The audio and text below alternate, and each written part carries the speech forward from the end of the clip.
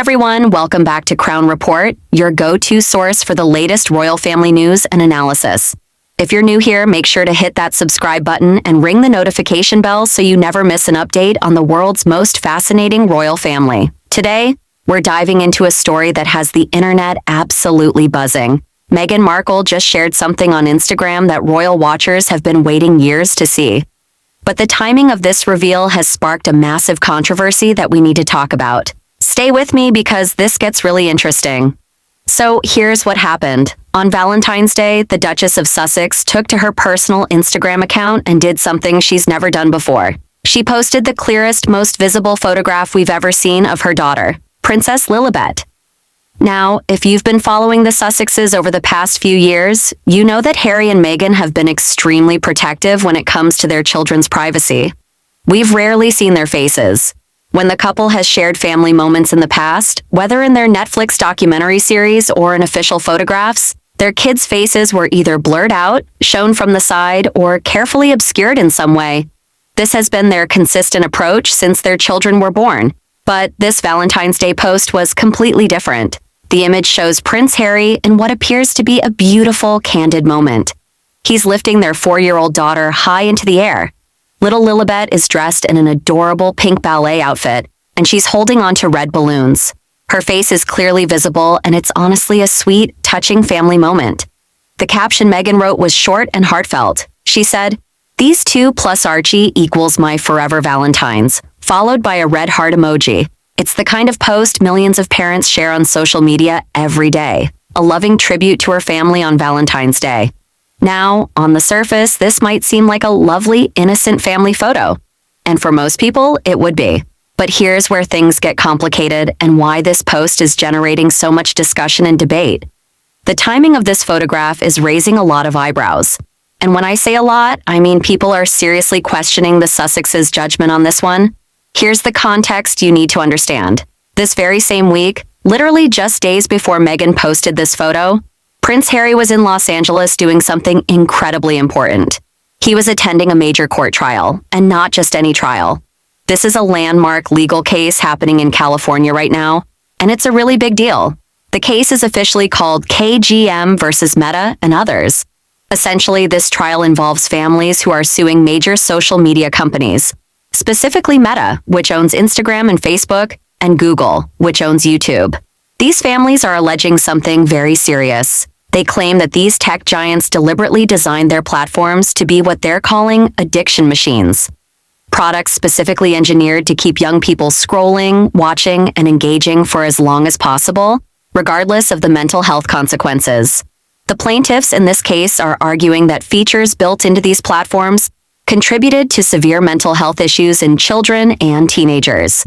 We're talking about anxiety, depression, body image issues, and other serious psychological harm.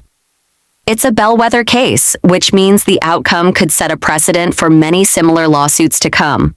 Now, Prince Harry didn't just send his support from afar, he was physically there in the courtroom. On February 11th, he attended the opening proceedings of this trial, and he was sitting alongside families who have experienced devastating losses. Some of these parents have lost their children. Kids who took their own lives after struggling with mental health issues that their families believe were worsened or caused by social media addiction. According to reports from people who were in that courtroom, Harry was visibly emotional. He was described as being near tears as he listened to these parents share their heartbreaking stories. He spoke to the families afterward, praising them for their incredible courage in coming forward and sharing their pain publicly. He drew parallels between their legal battle and his own ongoing fights against media intrusion and tech accountability. Harry has been very vocal about this issue. He's positioned himself as someone who wants to hold big tech companies accountable for the impact their products have on young people's mental health. He's called social media a threat to children's well-being. He's advocated for stronger regulations and protections. This isn't just a one-time appearance for him. It's been a consistent part of his public advocacy work. So you can probably see where I'm going with this. Here we have Prince Harry, standing in a courtroom, supporting families who are arguing that Instagram is dangerous for children's mental health. He's emotional, he's engaged, he's making this a central part of his mission and his public platform. And then, literally days later, his wife posts a photo of their 4-year-old daughter on Instagram. Let that sink in for a moment. The very platform that Harry was in court saying is harmful to children. That's the platform Meghan chose to use to share the first clear image of their daughter's face with the world. Now, some people might say, well, it's just one photo. It's not like they're giving Lilibet her own account. And that's true. But here's the thing. This decision raises some really important questions about consistency and about what the couple truly believes when it comes to social media and their children. For years, Harry and Meghan have presented a united front on protecting their children from public exposure. They've been criticized for being too private, with some people saying they can't have it both ways. They can't complain about media attention while also maintaining royal titles and public profiles. But the Sussexes have held firm, arguing that their children deserve privacy and protection from the spotlight. Prince Harry in particular has been absolutely uncompromising on the dangers of social media. He's talked about how these platforms exploit users, particularly young people. He's discussed the mental health crisis he believes they're contributing to.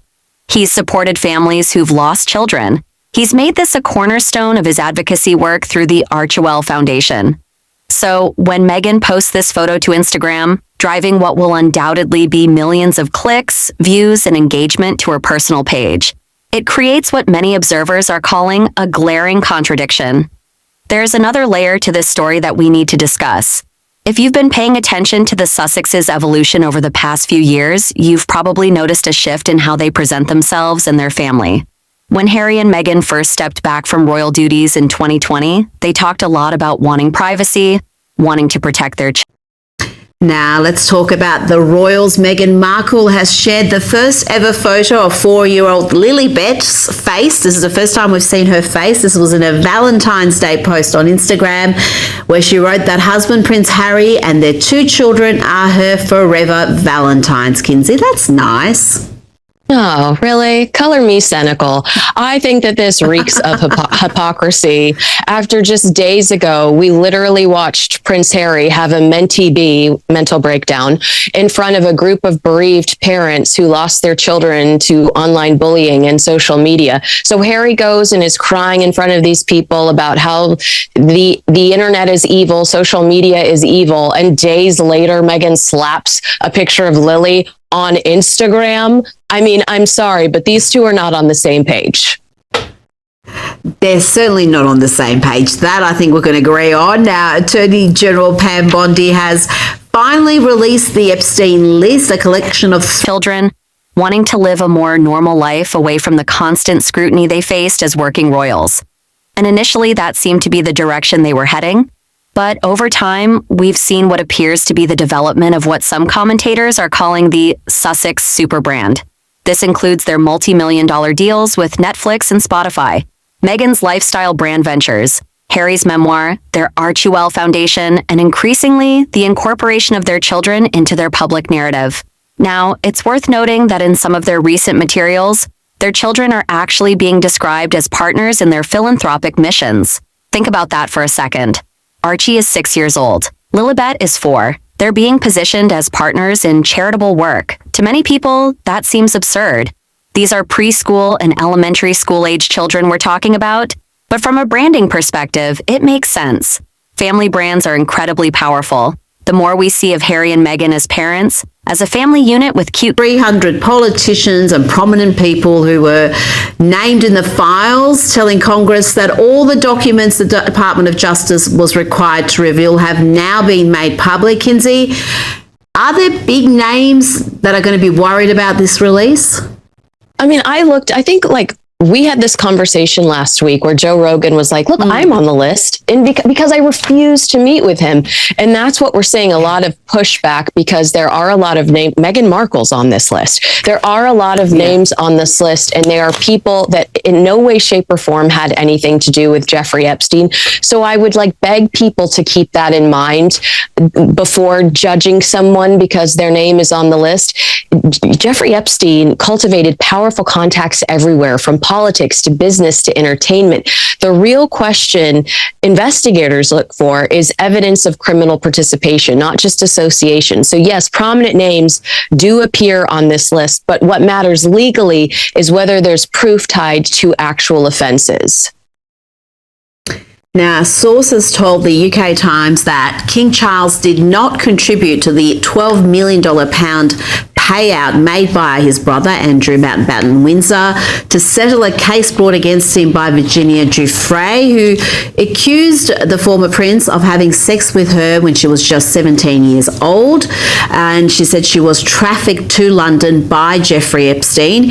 Kinsey, there's no doubt that this whole issue is having a detrimental effect on the royals. We saw King Charles, I should say, heckled last week. I mean, that doesn't happen to the royals. He was asked about when he knew about his brother's association with Jeffrey Epstein. How are they going to handle this going forward? Well, first of all, thank you for giving me the opportunity to respond to this story, because I found out about the original accusation in real time and I reacted organically. I was like, I'm horrified. I can't defend the royal family anymore. But here we have the royal family and King Charles specifically saying, actually, I did not contribute. And this distinction matters enormously for the monarchy. If the king didn't personally fund Andrew's settlement, it reinforces the palace's position that Andrew's legal problems are his own responsibility. The king has spent years trying to slim down the working monarchy and distance the institution from scandal. Financial separation is part of protecting the Crown's credibility. And again, exile. We don't want to see Andrew. We don't want to hear from him. And it's my understanding he's currently under investigation and potentially in trouble for sharing government secrets. So it might not be so easy to get rid of him. Goodness me. Now let's move on to actress and comic Amy Schumer, who's posted a selfie of herself in front of a Crying Corner banner for her first Valentine's Day since announcing her divorce from husband Chris Fisher. Kinsey, is this comedy or is it genuinely sad? I thought she was having a glow up and living her best life. Yeah, we miss her dirty carpet. What happened to all of those photo shoots she was taking along the carpet that needed a steam cleaning? I mean, divorce is obviously painful, but Amy has always processed personal moments publicly. Posting something like a crying corner fits her brand and turning drama into content. It just feels so cheap to me. Celebrities today, they monetize their failure, and sharing messy life transformations, I guess it strengthens audience connection.